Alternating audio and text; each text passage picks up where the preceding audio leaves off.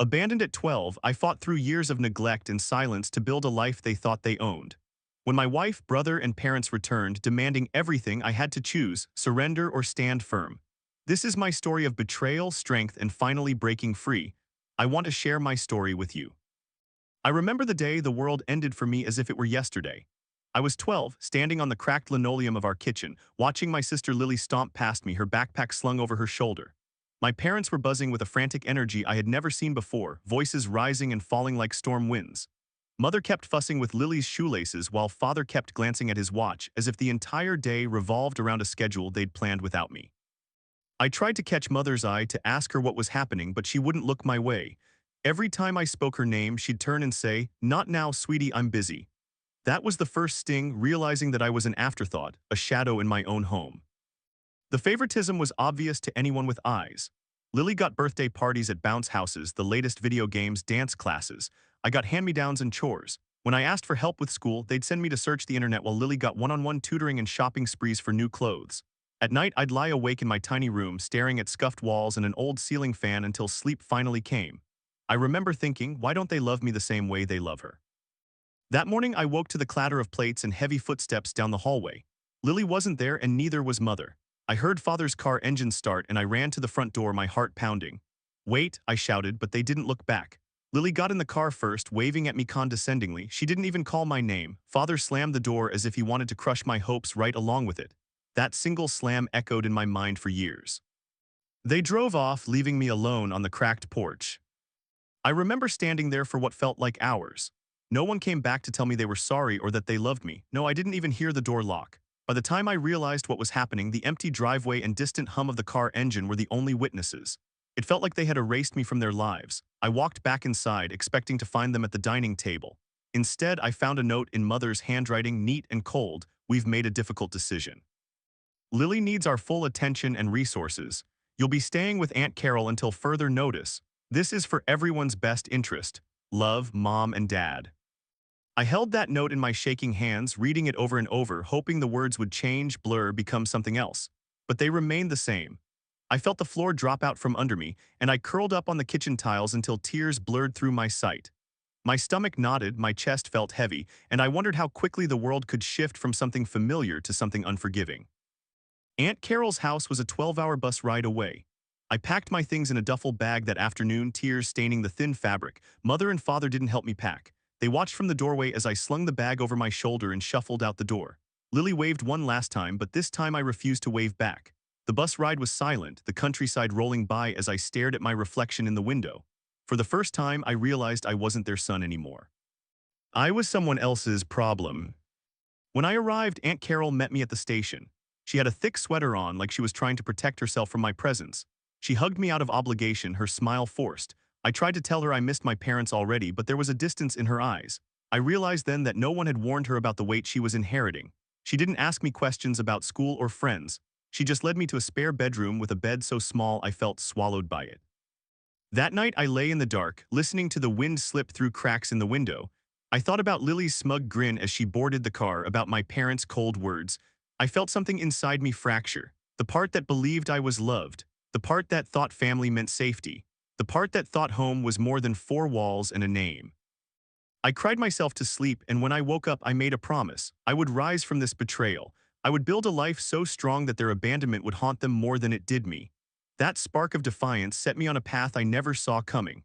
My world ended that day, but I didn't know then that it was the beginning of something else, something I would shape with my own hands. I spent my teenage years living out of duffel bags in foster homes that felt colder than the winter wind slicing through the thin walls.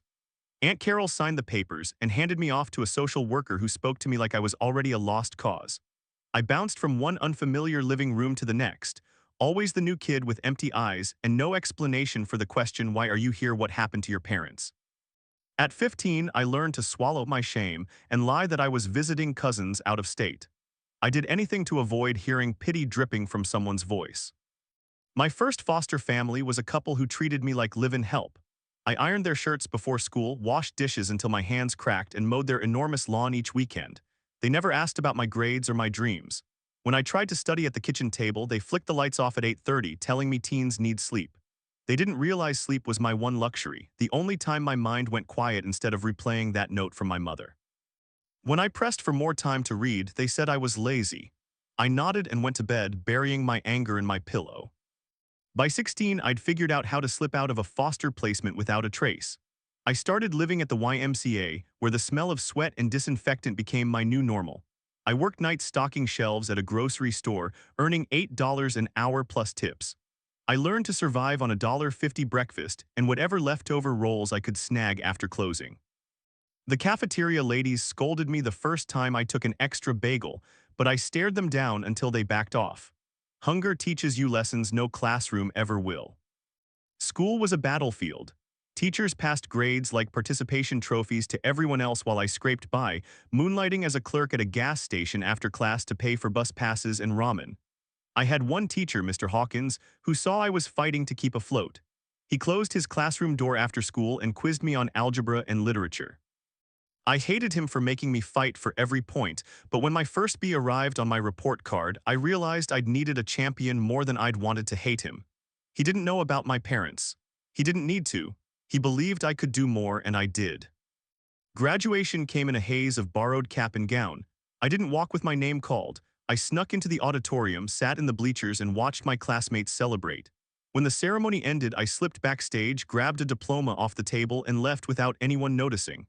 That diploma was my victory flag. I tucked it inside a ratty binder and never looked back. College scholarships became my next battlefield. I wrote essays that bled my anger and my hope onto paper. I sent them to every school I could afford to dream about, sleeping on library floors and working 2 jobs to pay the rent for a tiny dorm room. There was a night I broke down beneath fluorescent lights, sheets of rejection letters scattered around me. I thought about giving up, but I remembered the note from my mother and the slam of that car door. I tore that pile into confetti, stuffed it in a trash bag, and kept applying. I found my chosen family in late-night study groups, in the barista who saved me the end-of-day pastries, in the classmates who smoked cigarettes with me on the quad and listened when I talked about the boy who never came home. They didn't ask about my past. They asked what flavor I wanted in my coffee and how long I planned to stay up cramming for finals. In their laughter and their shared misery over group projects, I found something I never thought I'd have: belonging. By graduation day, I had a degree in business management and a job offer from a startup that believed in my tenacity more than my pedigree. I moved into a studio apartment whose walls were thin but whose windows opened onto a skyline that felt like possibility. Every morning I woke before dawn, brewed black coffee, and stared at my reflection, promising myself I would never be invisible again. The shards of my childhood, abandonment, silence, loneliness, became the steel frame of my success. I was forged in their neglect, but I emerged unbreakable, ready to claim the life they said I didn't deserve. I was standing in my loft kitchen late one Sunday afternoon, the sunlight streaming through the floor-to-ceiling windows, when I heard the knock. It wasn't the crisp, confident knock I was used to from friends or business partners. It was hesitant and thin, like a whisper against the hardwood door. When I opened it, I nearly recoiled. There they were, my mother and father, their shoulders slumped under threadbare coats, eyes wide with desperation. Behind them stood Lily, her face drawn with exhaustion, the spark of entitlement replaced by hollow pleading. They looked decades older than I remembered. Mother's hair was graying at the roots, her cheeks gaunt. Father's once proud posture was bent, his eyes rimmed red. Lily's designer backpack was torn at one corner, and the oblivious pride she once carried was nowhere to be found. They looked like ghosts risen from the rubble of their own failures. For a moment I felt the old ache surfacing, that familiar hollow pit in my stomach. Memories of dusty foster home floors and late-night shifts hit me like a freight train. But the man who opened the door today was not the boy they abandoned. I stood tall in my dark jeans and crisp white shirt, framed by the modern art on my walls, the smell of fresh coffee still lingering in the air. Behind me, my apartment boasted sleek surfaces and state-of-the-art appliances, everything I'd built from the ground up. My sanctuary. The contrast between their haggard, haunted faces and my calm, controlled environment was so sharp it stung. "My son," Mother whispered, voice cracking like old paint. She reached forward as if to touch my hand, but I stepped back, the memory of that cold note flashing through my mind. Father cleared his throat and glanced down at the plush rug beneath their scuffed shoes. "We're in trouble," he said, voice small. "We need your help." As I looked at Lily, her eyes slick with tears, I realized how much time had passed since I last saw that spoiled, self-assured girl. Now she looked fragile, her hands shaking as she gripped the strap of her battered backpack. Their appearance was a silent apology and a blatant demand rolled into one. They waited for me to invite them in, but I didn't move. My heart remembered the terror of being left behind, the nights I lay hungry and cold. My mind raced through the years I spent fighting for every scrap of stability. I remembered every borrowed textbook, every rejection letter I turned into motivation. I poured myself a cup of coffee, bold, black, unsparing, and set it on the countertop between us. The steam curled into the still air as I let them soil the threshold of my success with their desperation. I could offer them compassion or closure, but I owed them nothing else. Their ghost stood at my door, and I realized that the only thing they deserved now was my silence. They started by showing up on my doorstep with arms full of flowers and a cake so sweet it felt like an insult. Mother's eyes glistened with contrived remorse as she placed a trembling hand on my shoulder, whispering, "I'm so sorry, son, we were wrong." Father hovered behind her, nodding vigorously as if they'd synchronized their regret. Lily hovered at the edge of the entryway, clutching a photo album full of old family snapshots she claimed she'd found cleaning out the attic. Their collective pity tour felt like a cheap play, one they'd rehearsed 1,000 times but never actually believed. Over the next few days, their campaign escalated. They sent me daily text messages filled with heart emojis and endless streams of "How are you doing today?" and "I miss you so much." Every time my phone buzzed, I felt my chest tighten as though I were on a ledge, and each message was a gust of wind threatening to push me over. The texts came morning, noon, and night, some begging for a chance to make amends, others promising not to bring up the past. They acted as if the last 2 decades had been a pleasant dream they'd simply woken from, not a nightmare they'd inflicted on me. Mother invited herself to my office, breezing past the receptionist with a brightly painted smile. She lingered by my desk, cooing over photos of my achievements taped to the cubicle walls. "Look at you," she said, fingering my latest award plaque. "What an incredible man you've become." She brushed away an imaginary speck of dust on my plaque, as if her love and support had been the only things holding it in place. I watched her shadow dance across the glass partition before I gently stood and said I had a meeting. She lingered a moment longer, then flashed a tearful grin and said, "We'll wait for you afterward." Lily's approach was more subtle. She sent me links to songs she thought I'd like, updates on her newfound passion for pottery, and screenshots of news articles praising her community service. In every message she asked, "Do you think I'm doing enough to prove I've changed?" Her self-loathing felt like bait. I realized she was fishing for compliments, hoping I'd say the words she desperately needed to hear, that she was forgiven, that she'd never hurt me. Instead, I sat on her messages for days before reading them, reminding myself that silence could be its own rebuke. At family dinners she organized at my favorite bistro, they'd sit across from me, leaning in with shining eyes and rehearsed nods. They peppered me with questions about my work, my friends, my plans for the future, all while artfully avoiding anything resembling an apology for abandoning me as a child. Every time I tried to steer the conversation toward why they'd left me, they'd change the subject, addressing Lily's current job search or father's health scare last year. It dawned on me that asking for genuine accountability was a trap. They wanted praise for pretending to care, not actually to bear responsibility. One evening, father broke down in tears. He claimed he'd lost everything in the stock market crash, that their savings had evaporated, that Lily was on the brink of homelessness. Mother fell onto my shoulder, weeping softly, and Lily reached for my hand with tears in her eyes, begging for my help. Their sob stories were so polished I almost believed them for a second, almost. But then I remembered the nights I cried on cold floors, the hand-me-down clothes, the empty plates. Their tears tasted like poison, manufactured to infect my compassion and make me kneel at their feet. I realized in that moment that this wasn't about family. It wasn't about love or forgiveness. It was about leverage. They considered my success their inheritance, something they were owed for creating me and then discarding me. Their love-bombing campaign was a strategic siege designed to break down my defenses and force me to hand over everything I'd earned.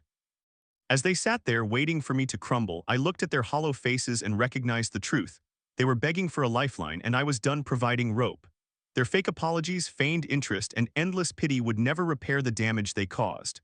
I silently vowed that I would respond to their demand the way they deserved, by offering them nothing at all. I let them sit in my living room, circling me like predators sizing up their prey. The air felt thick, charged with the weight of every stolen childhood memory. Mother cleared her throat and unfolded a crumpled sheet of paper, their list of debts and expenses. She slid it across the coffee table without meeting my eyes. "We've totaled everything," she said, voice tight. "Rent on Lily's apartment, medical bills from Dad's surgery, legal fees from a minor dispute last year. We're completely broke." Father clasped his hands on his lap, his knuckles white. Lily leaned forward, eyes shining with desperate hope. Mother continued, "You're so successful now. You have a beautiful home, a great job, resources we know you can spare." She smiled like she was offering me a gift, not demanding a full financial takeover of her life. We need you to help us. We expect you to pay off our debts, cover our rent, and support us until we get back on our feet." She glanced at Lily as if expecting a round of applause for her audacity. Lily nodded vigorously. "And of course," she said, "you'll let us stay here. This place is so nice, we'd love to move in." Time slowed. I felt my heart thunder in my chest, each beat echoing the memory of that single moment they slammed the car door and drove away, leaving me alone. My living room, once a sanctuary of hard-won peace, now felt like a courtroom where they were the ruthless plaintiffs and I was the accused. They acted as if the sacrifices I'd made over decades, sleepless nights, endless grind, endless denial of my own needs, were an inheritance they could simply seize. Father cleared his throat and clarified, "We're not asking for a handout, son, we're asking for what's ours." Mother nodded, "You owe us, you owe your success to the fact that we gave you life." Lily's voice trembled, "It's your duty as our son and brother." They spoke in unison, as if rehearsed, as if I was auditioning for a part they already cast. I leaned back on the couch, legs crossed, folding my arms across my chest. Inside me, a storm raged. Part of me wanted to scream, wanted to remind them of every foster home, every unpaid medical bill of my own, every rejection letter I'd trashed. Wanted to tell them how their negligence shaped the man they now claim to own. But I forced myself to breathe, to center the calm I'd built over so many years. Their entitled demand hung between us like a guillotine blade. Mother's lip quivered as she waited for my response. Father's eyes flitted to the window, maybe hoping a neighbor would step in. Lily's fingers tapped the armrest. I watched them, seeing the raw hunger behind their eyes. They weren't looking for family. They were looking for a sugar daddy. Finally, I spoke, my voice low but steady.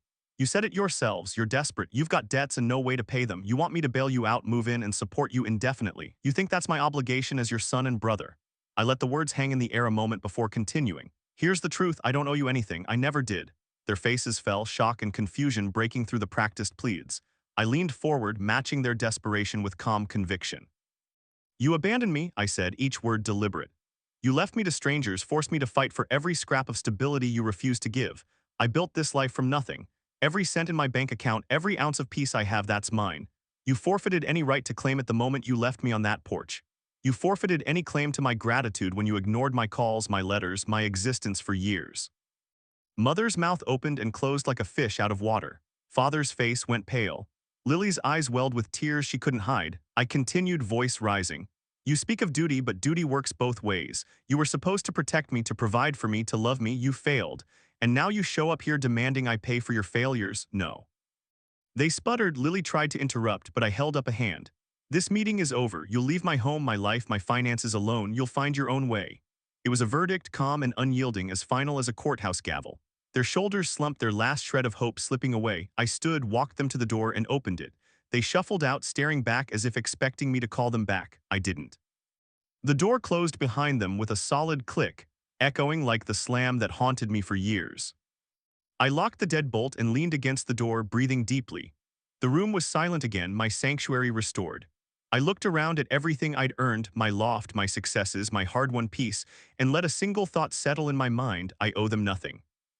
I watched them freeze in the hallway, their shadows stretching long under the light.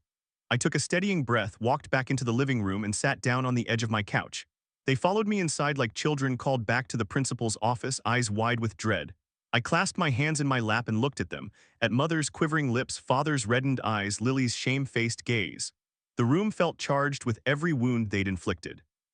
"I'm rejecting your demand," I said, voice calm and measured. They let out a collective breath as if they'd been holding it. Mother opened her mouth, closed it again. Father shifted from one foot to the other. Lily stared at the floor, her cheeks wet. I didn't give them a moment to plead. I leaned forward, steepled my fingers, and stared them down. "But you need to hear something before you leave. You deserve to understand why you owe me nothing." Their faces paled as I started to speak. I recounted the morning they abandoned me. "I was 12 years old, standing in that kitchen watching you fuss over Lily's shoes. You didn't even hear me when I asked what was happening. You were too busy celebrating her, completely oblivious to the boy shrinking in the corner. You told me you arranged for Aunt Carol to take care of me. You gave me a note, no hug, no apology, no tear. The note said I was an inconvenience, that your resources belonged to Lily. You slammed the door and left me alone on the porch." Mother's eyes flickered with guilt, but she stayed silent. I pressed on. "I spent the next 12 years fighting for scraps, first in foster homes that treated me like hired help. I washed dishes until my skin peeled, mowed lawns I'd never see again. Then I lived in shelters, worked double shifts at grocery stores. I memorized every rejection letter I got from colleges, every landlord who turned me away because I had no cosiner. I begged for scraps of kindness, for a single person to see me as more than a troubled kid. Only one teacher, Mr. Hawkins, ever believed I could do more. I paused to let the weight settle. Father's face had gone ashen. Lily was wringing her hands. Mother stared at me as though disbelieving what she'd done. I went on. I earned that scholarship by pouring my anger into essays, by turning your betrayal into fuel. I graduated college sleeping on library floors and living off ramen. I built my career from zero. I learned business tactics, networked in bars at night, spent every raise paying for my own apartment. I looked around at my living room, light, spacious, filled with the trophies of my struggle. All of this, my home, my security, the peace I feel when I wake up, it's mine. You forfeited any claim the moment you abandoned me. Lily's lip trembled. But we're family, she whispered. Isn't family supposed to stick together? I shook my head, leaning forward so my eyes met hers. Family is about love and duty on both sides. You had a duty to protect and care for me. You failed. You abandoned me to strangers and institutions that barely tolerated me. You let me starve emotionally, financially, socially. You left me with nothing but the scars you gave me. Father's voice cracked as he said, "We're sorry," but I kept speaking. "I don't need your sorry. Sorry doesn't put a roof over my head when I was sleeping on hard floors. Sorry doesn't buy the textbooks I paid for on my credit card. Sorry doesn't heal the nights I spent wondering if anyone would ever care that I existed." Mother tried to interrupt again, but I held up a hand. "Let me finish." I drew a slow breath. "I forgive you in the sense that I released the anger you stole from me, but forgiving doesn't mean I let you back into my life or my finances. Your negligence forged the man I am, but you don't own a piece of that man." I paused, letting the finality hang in the air. "This is the mirror of truth. Look at yourselves. See the damage you caused. There's no space here for entitlement or demands. I will not house you, pay your debts, or support you indefinitely. I will not answer your calls, respond to your texts, or pretend we're the family that you destroyed." They stood in stunned silence as I stood as well. I walked them to the door again, this time without hesitation. At the threshold I said, "I wish you well, but our paths end here." I closed the door firmly behind them. The click of the lock echoed through the silent apartment. I stood against it for a moment, chest rising and falling, feeling the final break of ties that never should have existed. I returned to the couch, settled back, and let the quiet fill the room. The mirror of truth had been held up, reflecting every betrayal, every wound. I felt lighter, stronger, unencumbered by the weight of their demands. My life was mine alone, a fortress they could never breach again. They didn't leave quietly. Within 24 hours of my final no, I started getting angry voicemails from Mother. Her voice trembled with rage as she blamed me for her broken heart and threatened to call the news if I didn't reconsider. "You'll regret this," she hissed. "Everyone will know what a monster you are." Then Father's calls came, deep, menacing tones warning me that my career would be over if I didn't help them. "I know people," he said. "They won't stand by someone who treats their family this way." I brushed it off until the social media storm exploded. Lily posted a heartbreaking open letter on Facebook, claiming I was a selfish tyrant who'd left her and our parents to starve. She tagged every mutual friend, every distant cousin, and even my old college classmates. Comments flooded in, accusations that I was cruel, heartless, unfeeling. Strangers shared her post, adding venomous speculation about my character. My notifications became a siren of red dots, each one a knife twisting in my chest, but I refused to engage. They called my boss next. My phone rang during a crucial client pitch, and I excused myself to the hallway only to hear Mother's shrill voice on the other end. She spun a story of my terrible abandonment, painting me as a neglectful son who basked in luxury while his family rotted on the streets. She threatened to file a defamation claim if I didn't issue a public apology. I listened, calm and collected, then hung up. Let her file whatever she wanted. The threats escalated. Father left voicemails warning me of lawsuits and exposing all the dirty secrets he claimed I had from my foster home days. Lily, every charity I'd ever donated to, accusing me of fraud and cruelty. She included blurry photos of me as a kid, face streaked with tears, implying that I'd been abusive or unstable. They looped in distant relatives, sending group texts begging for sympathy and support. I watched my phone light up with messages. "We love you. Don't let him break you, and I can't believe how cold you are." Rumors started spreading at work. Coworkers whispered in the hallway, asking if it was true that I'd turned my back on my family. Some clients emailed me with concerned questions. One even threatened to pull their account if I did make things right at home. I spent nights awake, monitoring my inbox, realizing how quickly public opinion can be skewed by a one-sided story. But I knew the truth. Their fury was the result of being denied the handout they believed was theirs by right. I watched them resort to every manipulation in the book: pity posts, angry rants, veiled threats, public shaming. Their desperation was naked, ugly. They called neighbors to complain about noise at my apartment, hoping to get me evicted. They visited my landlord under false pretenses, demanding to know how I could afford such a place. They cornered my colleagues at industry events, spinning tales of the terrible son. Each act was a tantrum, a last gasp for control over the one resource they could never own: me. During this carnival of slander, I forged my own shield: silence and consistency. I refused to post rebuttals or engage in online warfare. I sent a single, clear email to my boss summarizing the situation, that these allegations were false, that I'd acted lawfully and ethically. I reached out privately to friends who mattered, giving them the unvarnished truth. I kept showing up at work, delivering results, living my life.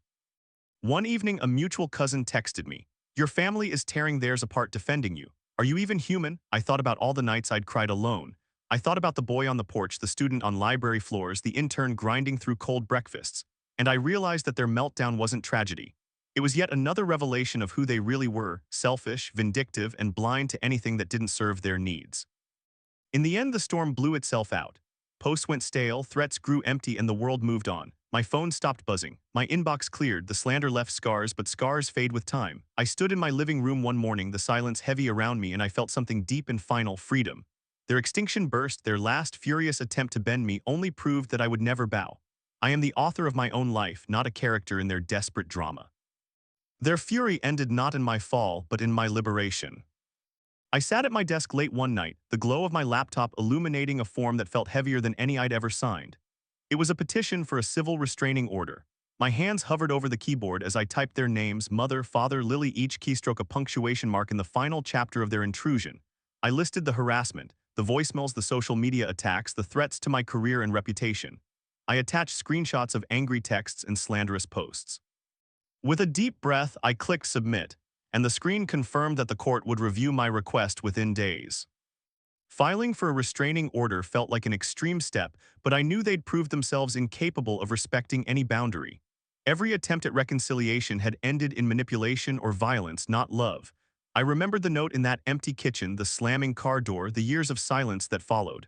This action was my final statement: enough. You will not harm me again. I saved the court-stamped confirmation as a PDF, printed it out, and placed it in a folder labeled "Closed Cases." The next morning, I drafted my final message to them. I wrote slowly, deliberately: I have filed for a restraining order. This is not an act of cruelty, but of self-preservation. You have harassed, slandered, and threatened me. You have refused to acknowledge the pain you caused. I will not permit any further contact. Any attempt to reach me directly or indirectly will be grounds for immediate legal action. I closed with 3 words: I wish you well. Then I copied it into an email addressed to their last known addresses and hit send. After sending the message, I felt a hollow ache, like ripping out a splinter buried for decades. It stung, but it was the right thing to do. I couldn't leave myself exposed to their demands or their fury. I needed closure that words alone couldn't provide. The restraining order would legally force them to stay away, and my final message would leave no room for ambiguity. They would receive the same gift they gave me so many years ago: absolute silence. A week later, the court clerk called to confirm my hearing date. It was set for a chilly morning in November. I notified HR at work under a confidentiality agreement, explaining that I had a legal matter requiring my presence. They offered support, an employee assistance program, and paid leave, neither of which I needed. I appreciated their concern, but told them I preferred to handle it on my own. When the hearing day arrived, I sat in a sterile courtroom with my lawyer by my side and the packed file of evidence between us. The judge listened as my lawyer detailed the harassment incidents: the voicemails from Mother threatening public exposure, Father's calls promising career ruin, Lily's posts smearing me to everyone I knew. I spoke last, calmly recounting the timeline of their abuse and explaining how this order was the only way to protect my mental health and personal safety. The judge granted the restraining order on the spot, instructing them to maintain at least 500 feet of distance and to cease all forms of communication immediately. Walking out, I felt the cold air on my face like a baptism. The judge's signature on that order was a judicial seal of finality. Their last tantrum would now meet legal silence. I no longer needed to respond to their pleas or fears. The scales of justice had tipped in my favor, and I was free. Back in my apartment, I opened a bottle of wine and poured a glass. I sat on my balcony, overlooking the city lights that felt more like stars now. The night air was crisp, carrying a quiet promise of renewal. I thought about the years I'd spent chasing acceptance from people who never truly cared for me. I thought about every foster home, every lonely shift, every midnight spent pounding out essays by lamplight. All of it had led me here, to a moment of unbreakable peace. I raised my glass in a silent toast to the city that embraced me and to the boy I once was who found the strength to become a man. The restraining order was more than a piece of paper. It was the embodiment of my resolve to protect my hard-won life. At last, the chapter that began with a slammed car door and a cruel note closed with a judge's ruling and a quiet apartment. There were no fireworks, no dramatic declarations, just the profound calm of absolute silence. I finished my wine, set the glass on the table beside me and breathed deeply. The night stretched out serene and untroubled. For the first time, I truly believed I had everything I needed, my own integrity, my chosen family who supported me, and the unwavering knowledge that I owed them nothing. The door to that past was shut, locked by law and sealed by my own conviction.